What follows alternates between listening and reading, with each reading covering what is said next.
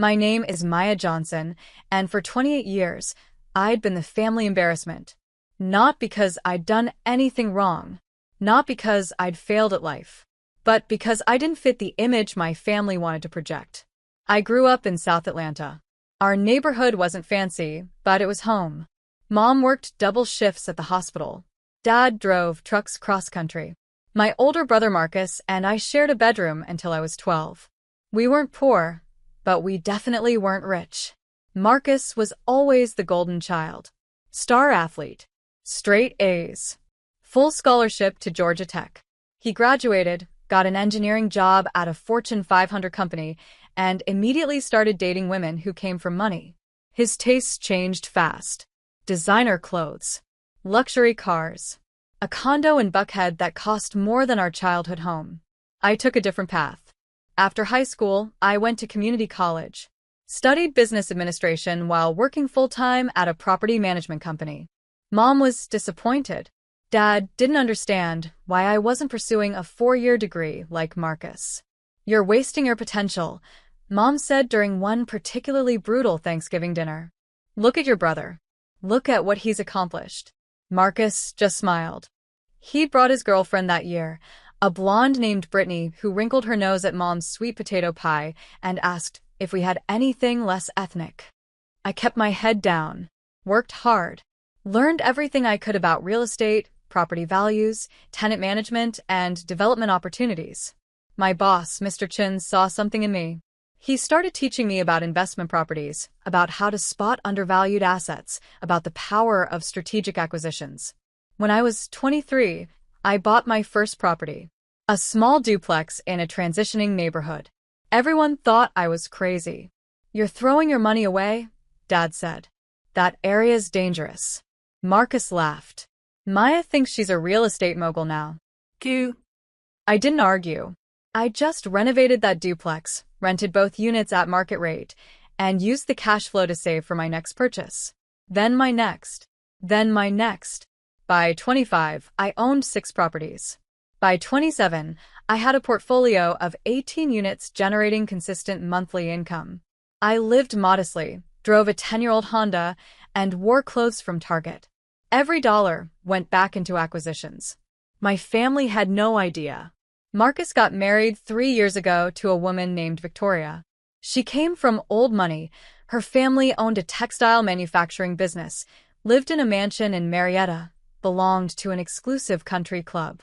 Victoria made it clear from day one that I wasn't her kind of people. "Your sister is so urban," she told Marcus at their engagement party.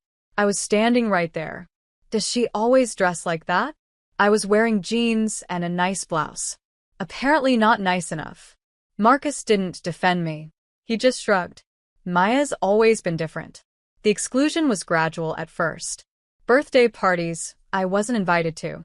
Holiday dinners where I found out through social media that the family had gathered without me. Mom made excuses. "We thought you were busy with work." Victoria was planning something intimate. "You know how it is, sweetie." I did know. I wasn't polished enough, educated enough, sophisticated enough.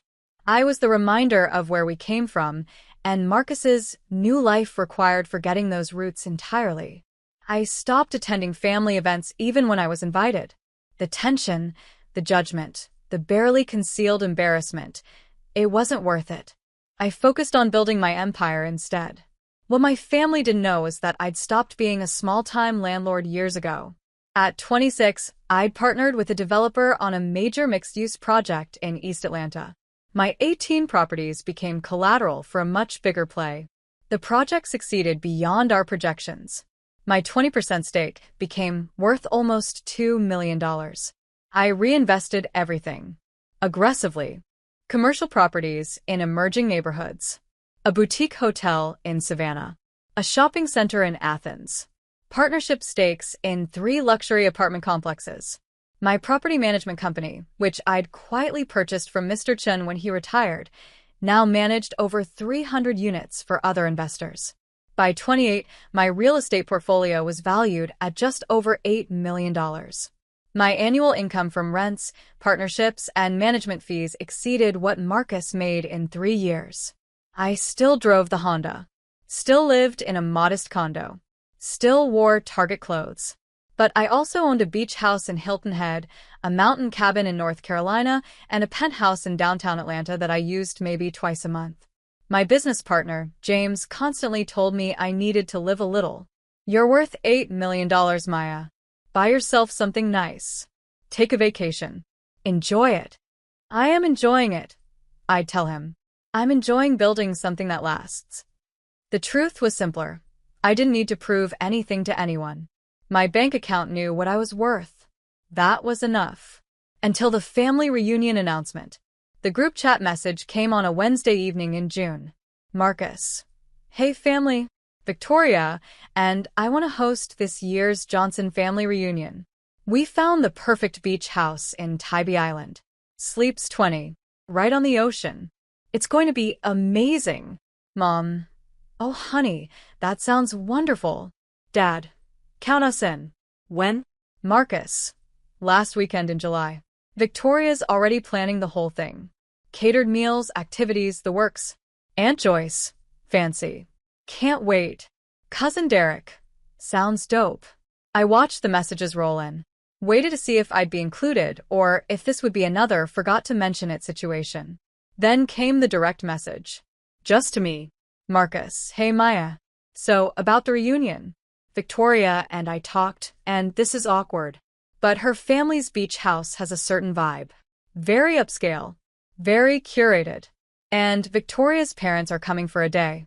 She's worried about, well, she thinks having you there might bring down the atmosphere. You know how you are with the urban style and everything. Nothing personal.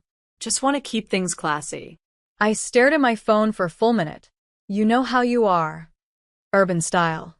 Keep things classy. I could have written a novel with my response.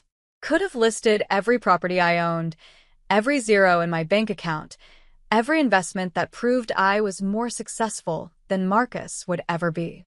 Instead, I typed 2 letters. Maya, okay. I screenshotted the message. Saved it. Then I made a phone call. James? Remember that Tybee Island property we looked at last year? The $8 million beachfront estate. The Hamilton house? Yeah. Owner's been trying to sell for months. Why? Make an offer. Full asking price. Cash. I want to close in 3 weeks. Maya, are you serious? Completely. And James? I want it furnished, staffed, and ready for guests by July 25th. What's happening on July 25th? I smiled. A family reunion. The Hamilton house wasn't just a beach house. It was an estate. Built in 1920 by a shipping magnate, renovated in 2018 by an Atlanta developer who'd run out of money, it sat on 3 acres of prime Tybee Island beachfront. 8 bedrooms. 10 bathrooms. Chef's kitchen. Infinity pool. Private beach access. Guest house. The works. The asking price was $8.2 million. I offered $8.3 million cash with a 3-week close. The seller accepted within 6 hours. I'd been building toward this moment for years without knowing it. Every property I bought, every investment I made, every dollar I saved, it had all been preparing me for the ability to make one decisive move. I hired the best estate manager in coastal Georgia. Margaret had run luxury properties for celebrities and tech executives. She came with a full staff, chef, housekeepers, groundskeepers, security. I need this ready for a family event, I told her. July 26th through 29th. 20 guests. I want everything perfect. Meals prepared. Rooms turned down. Beach activities available. Spa treatments bookable. The full luxury experience. Budget? Margaret asked. Whatever it takes. She smiled. I like clients who understand quality. The closing happened on July 7th. I signed the papers in my attorney's office, transferred the funds, and became the owner of one of the most exclusive properties on Tybee Island. Marcus had no idea. Mom had no idea. Victoria, who'd bragged in the group chat about her family's beach house, had no idea that the house she was planning to use for the reunion was now mine. Because here's the thing Victoria didn't understand about old money. They don't own beach houses in Tybee Island. They rent them. Her parents had been renting the Hamilton house for a week every summer for the past 5 years. When I called the previous owner to confirm the reservation cancellation, he was apologetic but clear. "I'm so sorry, but we've canceled all existing reservations due to the sale. The new owner is taking possession immediately." Victoria's mother had called him, apparently. Demanded to know why their reservation was canceled. He'd explained the property had sold. She'd asked to speak to the new owner about renting it anyway. He'd said he'd pass along the message. He never did, because I'd instructed him not to. The first crack in Victoria's plan came on July 10th. "Victoria, slight issue. The beach house we were going to use got sold. Like out of nowhere. So rude. But don't worry. I found another place. It's smaller but still nice. Only sleeps 12 though, so we'll have to be selective about who comes." "Mom." "Oh no. That's such short notice." "Marcus, it's fine. Victoria's handling it. New place is still great." "Aunt Joyce, smaller though? Where will everyone sleep?" "Victoria. That's why we have to be selective. Close family only. Marcus and I, his parents, my parents for their day visit, Aunt Joyce and Uncle Ron, Derek and his girlfriend. That's 10. We can squeeze in 2 more." I watched the politicking begin. Cousins lobbying for their spots. Aunt Joyce suggesting her daughter's family should come. Mom trying to navigate the suddenly complicated dynamics. Nobody mentioned me. Nobody said, "What about Maya?"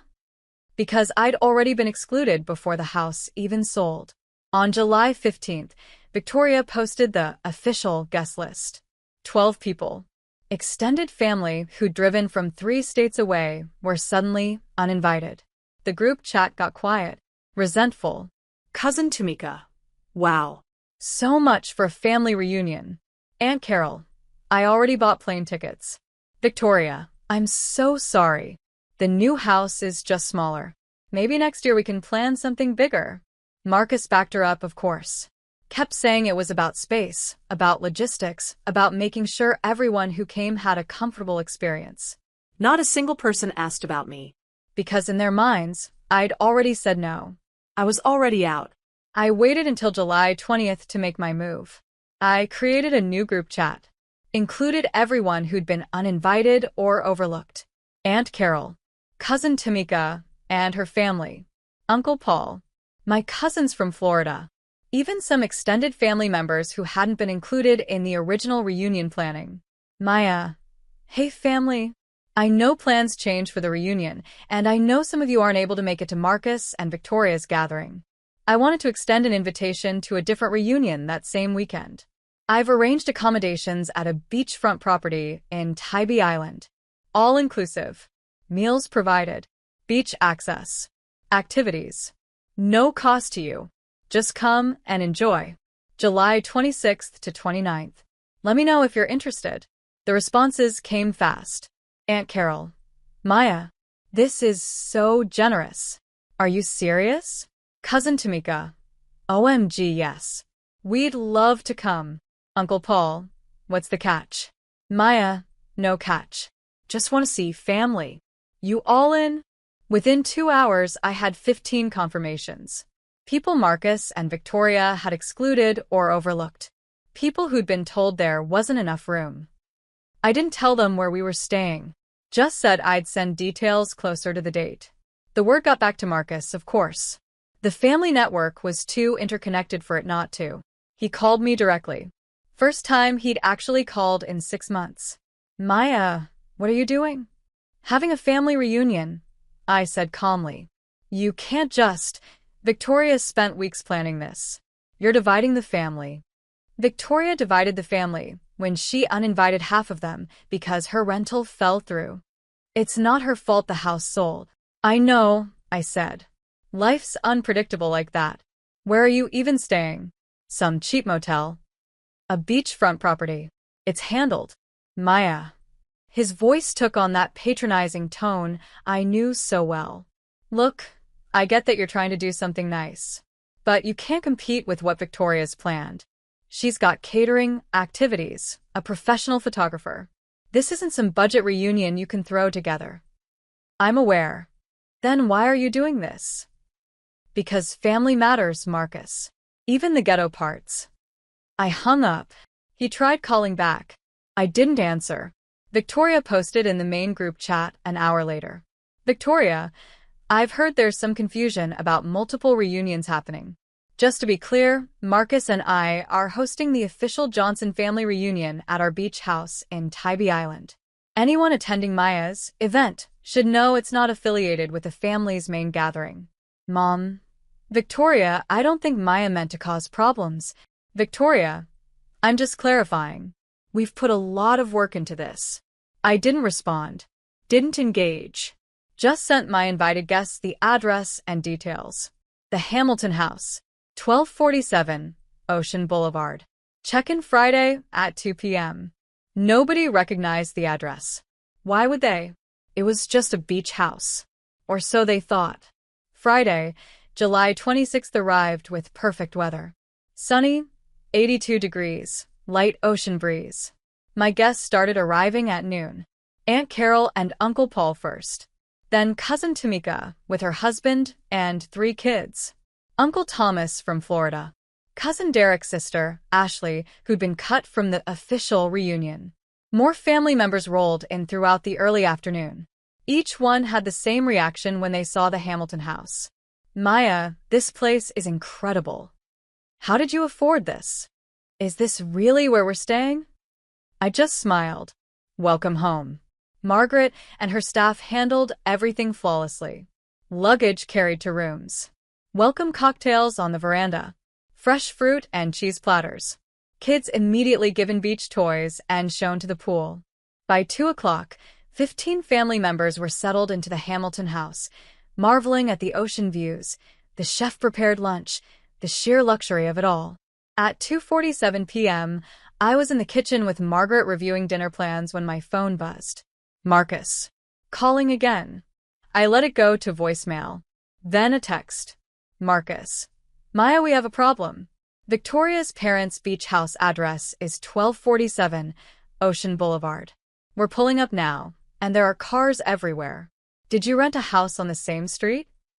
This is so awkward. I looked at Margaret. They're here.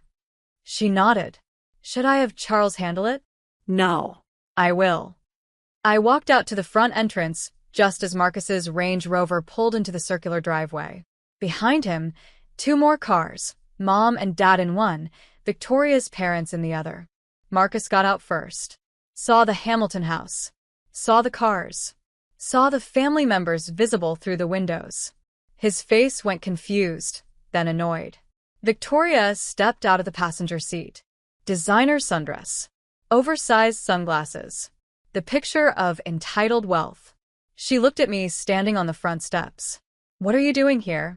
Before I could answer, Margaret appeared beside me. Professional smile. Clipboard in hand. Good afternoon. Welcome to the Hamilton house. Are you here for the Johnson family reunion? Victoria's face went blank. What? No. This is my parents' beach house. We have a reservation. Margaret's smile never wavered. I'm afraid there's been some confusion. The Hamilton house is no longer available for reservations. It was sold earlier this month. I'm the estate manager for the new owner. Mom had gotten out of the car now. Dad, too. They were walking up, looking confused. Sold. Victoria's voice pitched higher. That's impossible. My mother has rented this house for 5 years. I understand that must be frustrating, Margaret said smoothly. But the previous owner did cancel all existing reservations upon the sale. I believe he attempted to contact all affected parties. Victoria's mother, an elegant woman named Patricia, who I'd met exactly once at Marcus and Victoria's wedding, approached. There must be some mistake. We confirmed this reservation months ago. With the previous owner, yes, Margaret confirmed. But the property has new ownership now. Well, who's the new owner? Patricia demanded. I'd like to speak with them directly. This is completely unacceptable. Margaret turned slightly, gestured to me. Miss Johnson is the owner. The silence was profound. Marcus stared. Mom's mouth fell open. Dad looked like he'd been slapped. Victoria went pale. Patricia looked from me to Margaret to the house. I'm sorry, who? Maya Johnson, Margaret said. She purchased the property on July 7th. She's hosting a family reunion this weekend. Victoria found her voice first. Shrill. Panicked. That's impossible. Maya doesn't have this kind of money. This house is worth millions. This is some kind of joke. I spoke for the first time. Calm. Level. It's not a joke, Victoria. And you're right. The house is worth millions. 8.3 million to be exact. I paid cash. Marcus shook his head. Maya, stop. This isn't funny. I'm not joking, Marcus. You're a property manager. You can't afford. I own a property management company, I corrected, along with a real estate portfolio worth $8 million. The Hamilton house is my personal residence now. Well, one of them. Mom's voice came out strangled. $8 million? I nodded. Aunt Carol appeared in the doorway behind me. She'd heard everything. Maya, sweetheart, is everything okay? Everything's fine, Aunt Carol. Just some confusion about the address. Victoria was spiraling now. Her carefully planned reunion, her parents' impressed friends, the image she'd curated, all of it evaporating. You can't just buy a house out from under us.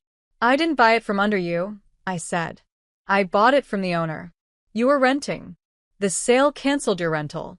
That's how property transactions work. Patricia was staring at me like I'd grown a second head. You're Marcus's sister. The one who works in property management. Owns, I corrected.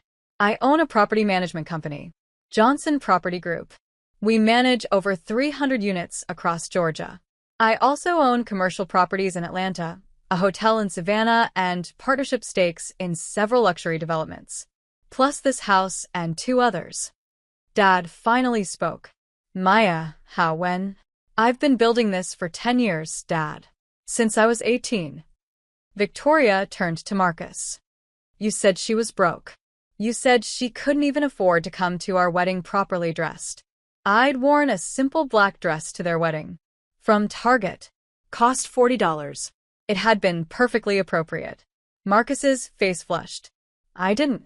I thought. You thought because I drove an old car and didn't wear designer clothes that I was poor. I finished. You mistook strategy for failure. Margaret, sensing the tension, cleared her throat gently. Ms. Johnson, your guests are gathering for welcome cocktails. Should I let Chef Thomas know you'll be delayed? I'll be right there. I turned back to my family. You're welcome to come in. There's plenty of room. Aunt Carol and the others would love to see you. Victoria made a strangled sound. Come in. To my family's house. Your family's former rental property, I corrected. My house now. Patricia pulled out her phone. I'm calling Richard, the owner. He'll straighten this out. Richard Peterson? I asked. Feel free. Tell him Maya Johnson says hello. He was very gracious during the sale. She made the call. Stepped away. We could all hear her side of the conversation. Richard, this is Patricia Hamilton. There's been some terrible mistake. What? She's who? You sold it to Marcus's sister? Why didn't you tell us? When she came back, her face had lost its color. He confirmed it, she said quietly. The sale was legitimate. Victoria sat down on the front steps. Actually sat down. Put her head in her hands. This can't be happening. Cousin Tamika appeared in the doorway now. Then Uncle Paul. Ashley.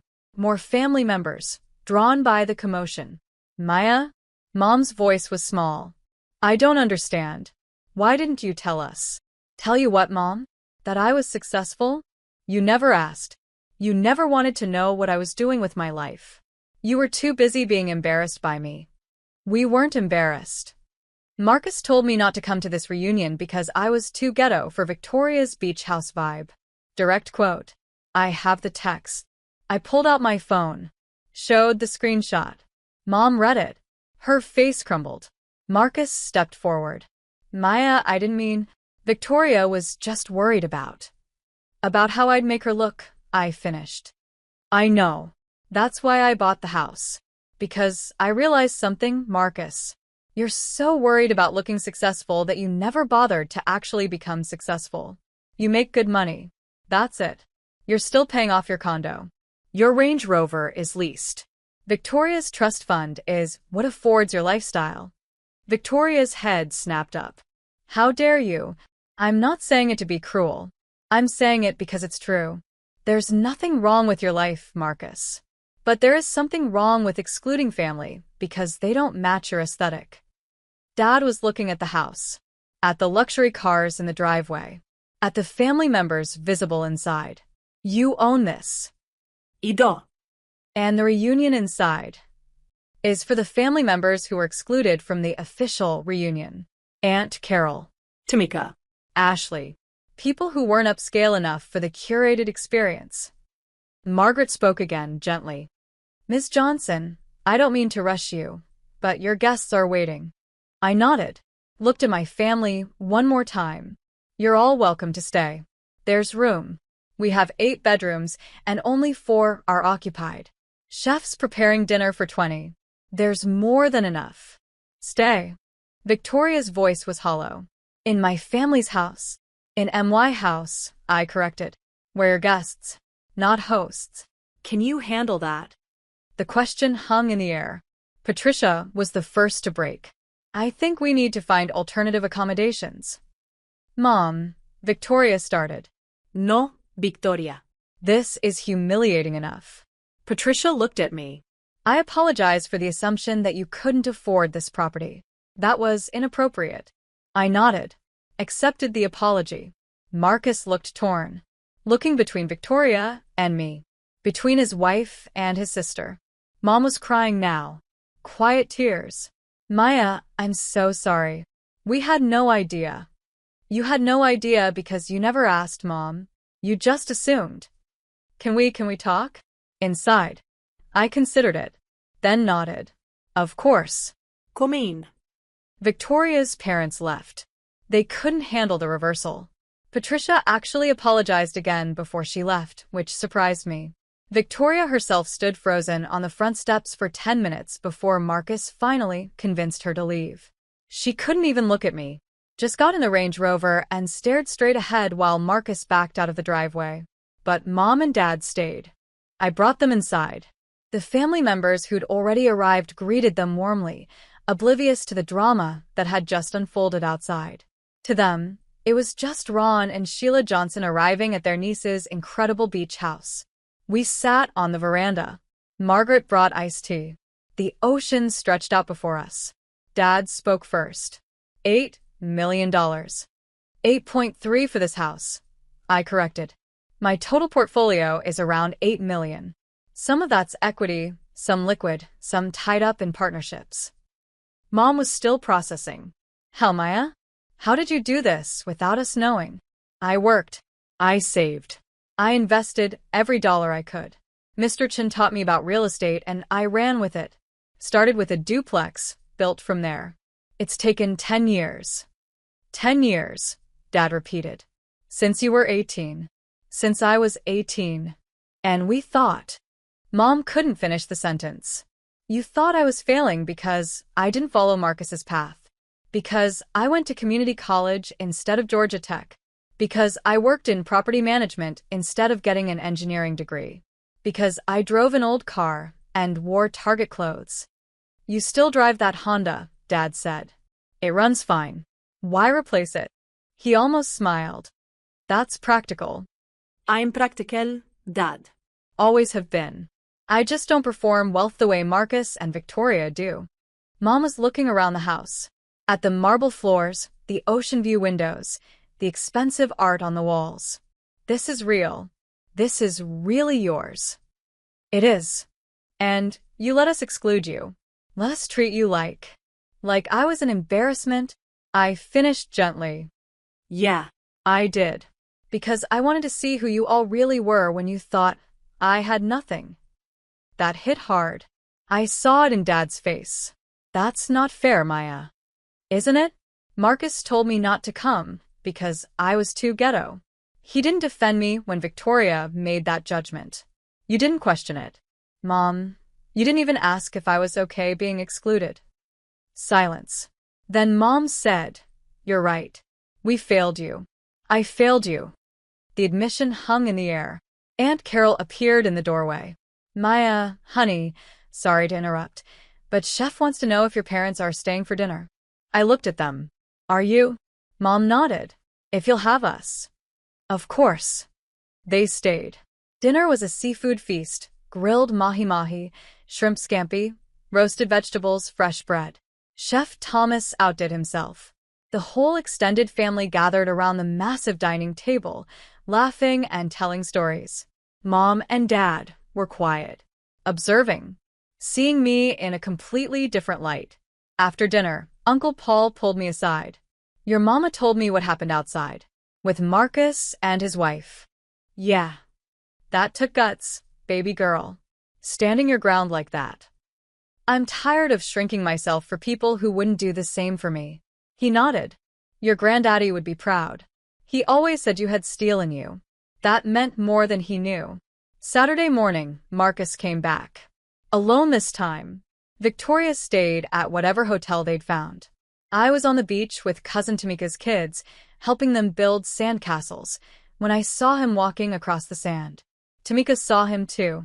"Want me to tell him to leave?" No. "It's okay." Marcus stopped a few feet away, hands in his pockets, looking uncomfortable. Hey, can we talk?" I stood up, brushed sand off my hands. "Sure." We walked down the beach, away from the house. "Victoria's a mess," he said finally. "Her parents are furious. Her mother's humiliated. The whole plan for the reunion, for impressing her family's friends, it's destroyed." "I'm sorry about that." He looked at me sharply. "Are you?" "I'm sorry she's hurting. I'm not sorry for buying this house or hosting the family she excluded. Maya, you have to understand, Victoria comes from a certain world.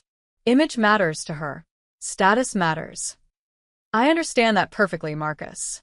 What I don't understand is why you let that world make you ashamed of your own sister." He stopped walking. "I'm not ashamed of you." To Ghetto. Your words. I was trying to keep the peace with Victoria by throwing me under the bus. He didn't have a response to that. We walked in silence for a while. The ocean waves filled the space between us. Finally, Marcus spoke again. "How did you do it?" "Really? Worked hard. Saved aggressively. Made smart investments. Learned from people who knew more than me. Stayed focused. While we were judging you." "While you were judging me?" I confirmed. "I thought you were struggling. The old car, the cheap clothes, the small condo. I thought you were barely getting by." I was barely getting by in my 20s when I was building the foundation. But I've been thriving for years now. You just never asked. You never told us. I stopped walking, turned to face him. "Marcus, when was the last time you asked me how I was doing? Really asked, not just polite conversation. When was the last time you took an interest in my life that wasn't about comparing it to yours?" He couldn't answer. That's what I thought. Maya, I'm sorry. I really am. I got caught up in Victoria's world, in trying to fit in with her family. I lost sight of what matters, which is family, real family, not the image of family. I wanted to believe him. Part of me did. But the hurt was still too fresh. "I appreciate the apology, Marcus. But I need you to understand something. I'm not going to keep making myself smaller so other people feel bigger. Not for Victoria. Not for her parents. Not for anyone. This is who I am. Successful, wealthy, and yes, still urban by whatever definition Victoria uses. If that embarrasses you, that's your problem to solve." "It doesn't embarrass me. It did 2 weeks ago." He flinched. "I'm not saying we can't rebuild our relationship," I continued. "But it has to be on honest terms. No more pretending I'm less than I am. No more excluding me because I don't match an aesthetic." Okay. Yeah. You're right. About all of it." He looked back at the Hamilton house, visible in the distance. "This place is incredible, by the way." "Thanks." "You really paid cash?" "Really did." He shook his head. $8 million in 10 years. That's remarkable, Maya. It's what happens when you focus on building wealth instead of performing it. He actually laughed at that. Ouch. Truth hurts sometimes. We walked back toward the house. The family was gathering for breakfast on the veranda, another Chef Thomas masterpiece. Are you staying? I asked. Do you want me to? If you can handle not being the most successful person in the room for once. He smiled. Sad, but genuine. I think I can manage that. The reunion weekend became legendary in our family. Not because of the drama, though that story got told and retold at every gathering for years, but because it shifted everything. Marcus and I rebuilt our relationship slowly. It took time. Victoria never fully came around, but Marcus stopped letting her dictate his relationship with his family. They're still together, still navigating their differences, but he's clearer now about boundaries.